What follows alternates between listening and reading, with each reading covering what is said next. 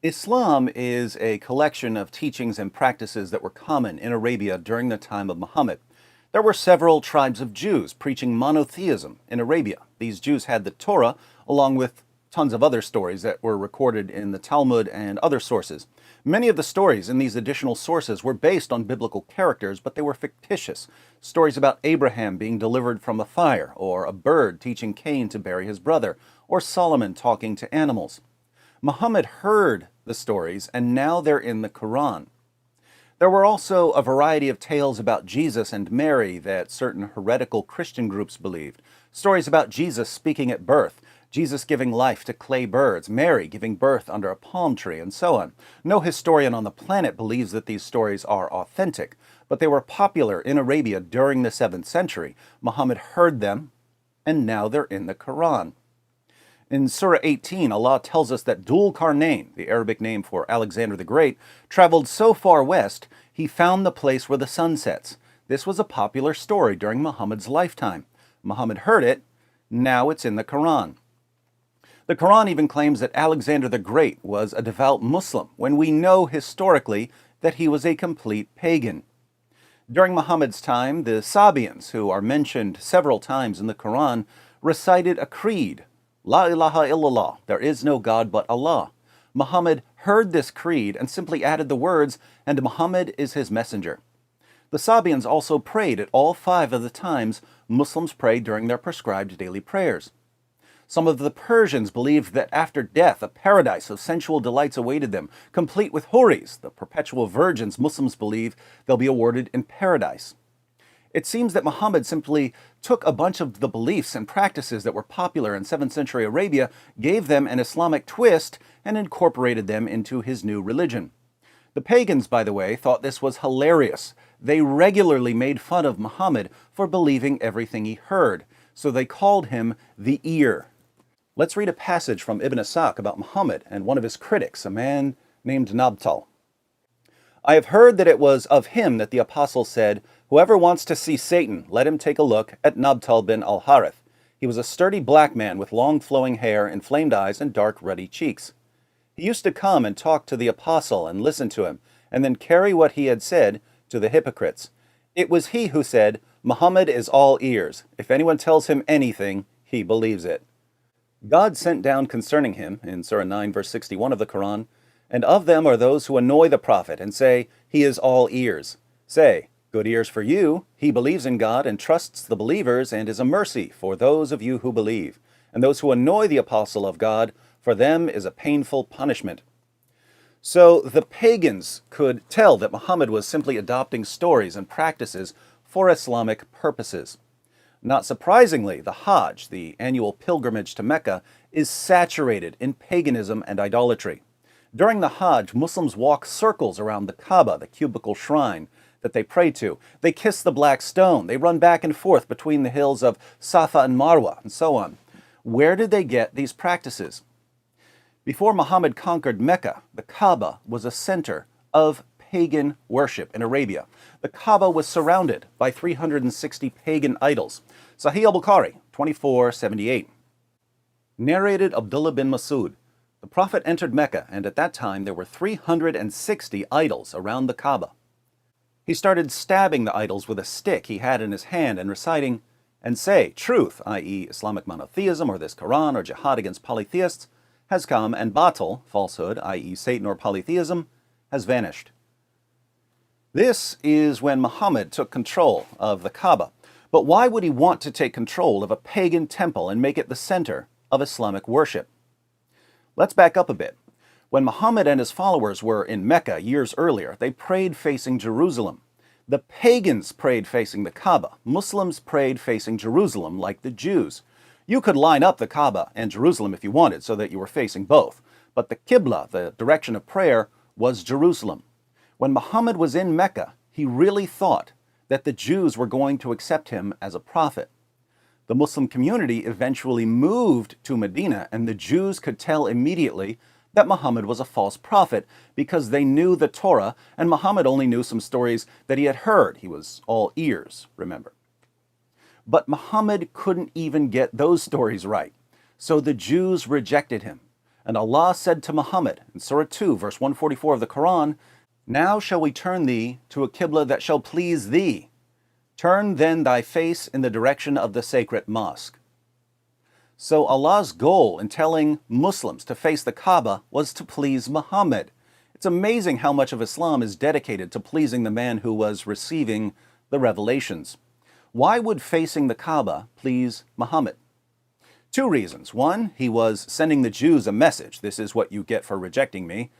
Two, Muhammad had grown up among pagans who prayed facing the Kaaba and all its idols. So praying to the Kaaba was normal for them. It felt right. But how could Muhammad justify praying towards a pagan shrine? Well, just a few verses earlier, in Surah 2, verse 127, Allah declared that the Kaaba was built by Abraham and Ishmael. Now that's interesting. If it was built by Abraham and Ishmael, why did Muslims spend more than a decade praying towards Jerusalem? Why does it seem like Muhammad is inventing this as he goes along? One of life's great mysteries. But what evidence do we have that the Kaaba was built by Abraham and Ishmael? Absolutely none, apart from the fact that Muhammad said it. That's good enough for Muslims, but it shouldn't be, because Muhammad had absolutely no clue what he was talking about, and I can prove it. Sahih al-Bukhari, 3366. Narrated Abu Dar, I said, "O Allah's Messenger, which mosque was first built on the surface of the earth?" He said, "Al-Masjid al-Haram," at Mecca.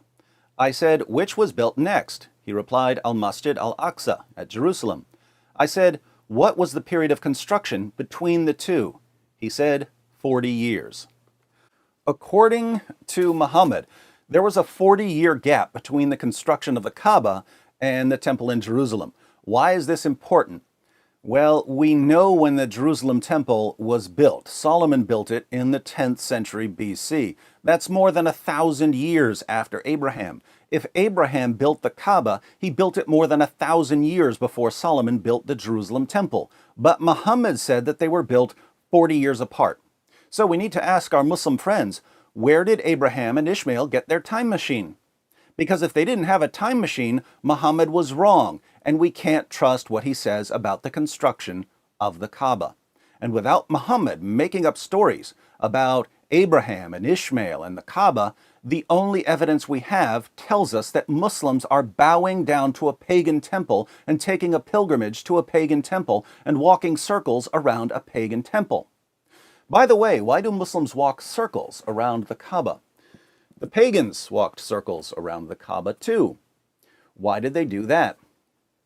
The Muslim scholar and Quran translator Yusuf Ali, in his commentary on the Quran, has an appendix on ancient forms of pagan worship. He writes, "It will be noticed that the sun and the moon and the 5 planets got identified each with a living deity, god or goddess, with characteristic qualities of its own.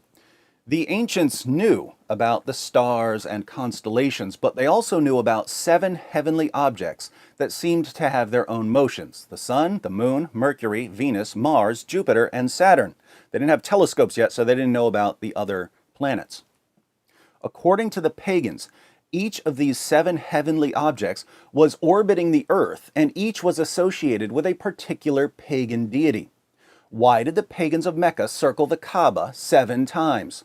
To honor and worship the 7 planetary deities that they believed were circling the earth. This is as pagan as you can possibly get, and now this thoroughly pagan practice is one of the 5 pillars of Islam. But let me guess, if it looks like paganism and walks like paganism and talks like paganism, it must be pure monotheism in disguise, right? When they visit the Kaaba, Muslims do their best to kiss the black stone. That's funny, the pagans of Arabia used to worship stones too. Sahih al-Bukhari, 4376. Narrated Abu Raja al-Utaridi, "We used to worship stones, and when we found a better stone than the first one, we would throw the first stone and take the latter. But if we could not get a stone, then we would collect some earth, i.e. soil, and then bring a sheep, and milk that sheep over it, and perform the tawaf around it. When the month of Rajab came, we used to stop the military actions, calling this month the Iron Remover, because we used to remove and throw away the iron parts of every spear and arrow in the month of Rajab." What did the pagans worship? A stone. and they would trade that stone for a better stone to worship. When does that process stop? When you get to the best stone, the black stone at the Kaaba. That's what the pagans did. What do Muslims do when they get to the Kaaba? They kiss the black stone.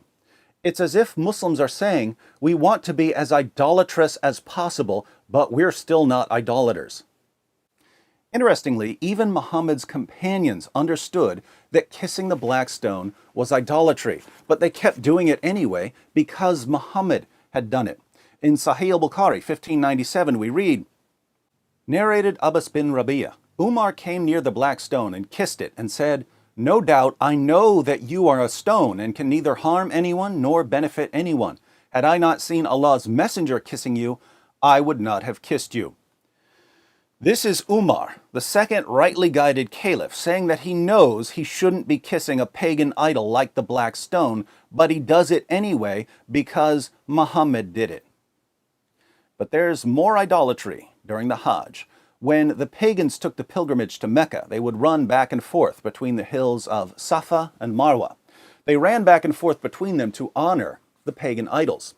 Yusuf Ali comments on Surah 2, verse 158 of the Quran, the virtue of patient perseverance and faith leads to the mention of two symbolic monuments of that virtue.